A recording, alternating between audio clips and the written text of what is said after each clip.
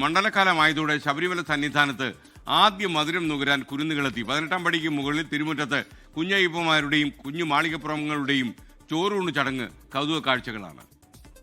ശബരിമലയിൽ ചോറൂണ് നടത്തണമെന്ന അതിയായ ആഗ്രഹവുമായാണ് ഭക്തർ കുരുന്നുകളെയും കൂട്ടി മല കയറുന്നത്.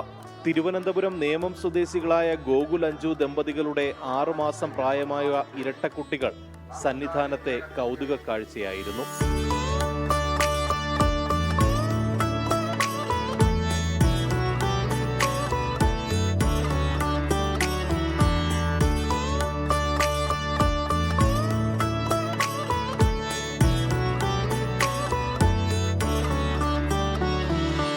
ശബരിമല സന്നിധാനത്തെ ചോറൂണ് ചടങ്ങുകൾക്കും പ്രത്യേകതയുണ്ട്.